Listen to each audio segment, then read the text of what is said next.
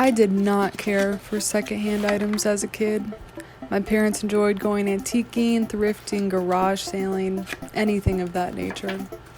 I did not understand the appeal, but my perspective changed quite a bit as I grew up. Now I love adopting items that were old to someone else but new to me.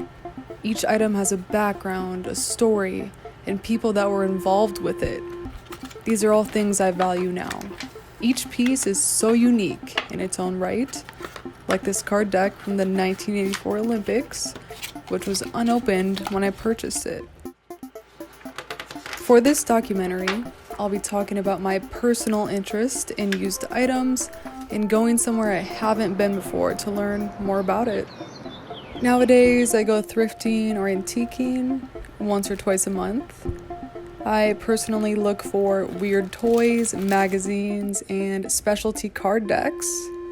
I own these two handmade frogs, a raisin and a frog with matching hats, a troll, this egg with a chicken face, and so much more.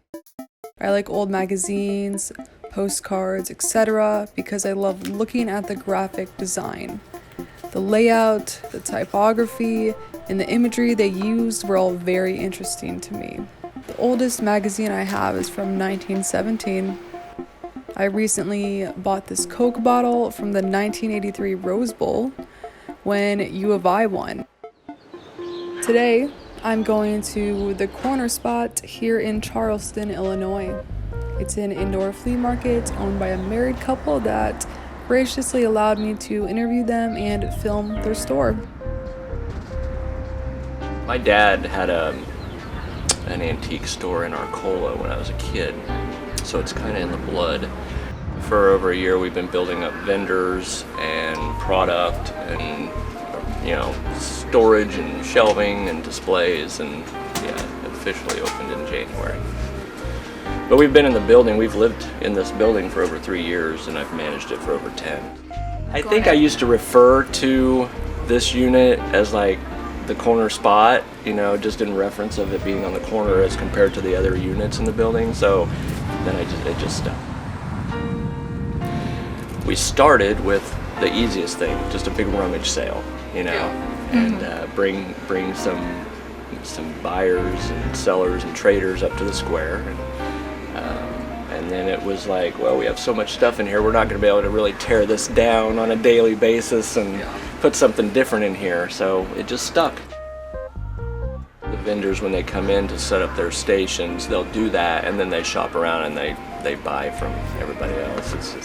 It's a great trading post, so to speak. Yeah, it's like a trading post. One of the things that sells the most is like anything that has like a nostalgic value. I mean, I think people are getting really back to nostalgia and what they had in their lives when they were growing up, and we've got tons of things that can represent something to someone. I mean, it's a never-ending parade of all sorts of different things. Been just working on like the book section right now, and just all the things that I've been finding. It's kind of like a little treasure hunt to get to go through it, and it's really nice to be able to share that with people too. Been a lot busier lately. With things opening back up. Right, yeah. People are really itching to shop. And I mean, I'd say we get, right now on an average, maybe 30 people throughout the day. Saturday, it's constant. There's almost someone in here, groups of people in here all day long on the weekend. But on average, throughout the week, some days are slow. We haven't seen it in a long time, but there were some days, through all of this that we might have one person come in all day. But it's a good day to get a lot of work done, cleaning and organizing, and so we take the good with the bad.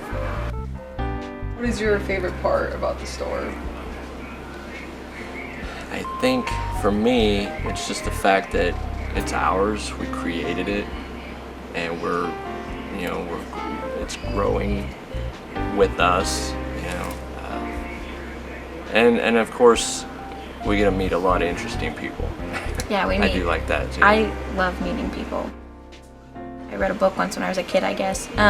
This line that said, whoever you meet, you take a piece of their story with you and you leave a piece of yours. And I think that's a great way to live life, and we get to meet and be a part of people's stories. And some people I know are gonna, here to stay. We've got a couple regular customers, and then we've got some that, they'll leave and we won't ever see them again.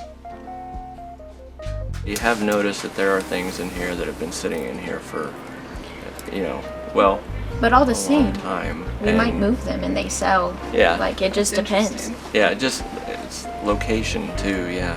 We just move something around that's been sitting in here for a while and it'll sell that day. It's really weird. You never know who's going to come in and what they're looking for. But as far as hidden gems, I don't know. I think we find something like that about every day. Yeah, Just every day reading there's through something stuff, new we to find find. interesting stuff, and we got showcases that we try to highlight things in. And Yeah, and I feel like it's subjective. Like, people place different value on different things. Yeah. And there's so many bases for that too, reasons why. Yeah. Childhood or Just their own personal experiences influence their decisions. We get some of our stock from estate sales and from auctions, and we also clean out foreclosed homes, and that's where a lot of our stuff comes through. And so many things get left behind. I think that one of the things that's so great, I walk through and I just see these different things. It's like, that could have gone to the trash, but instead it's here and it's getting a second chance for somebody to enjoy it, because life is full of all these things that are meant to be enjoyed.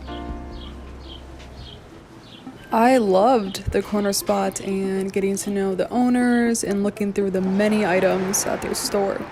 Just one look around gives you a glimpse into so many people's lives and items that were once a part of it. I bought numerous items, my favorites being this Avon Christmas tin from 1981, this bird with an acorn on its head, and this very old deck of cards. If you don't normally purchase used items, I think you should experience the corner spot, an antique store, or a thrift store at least once. You never know what you may find.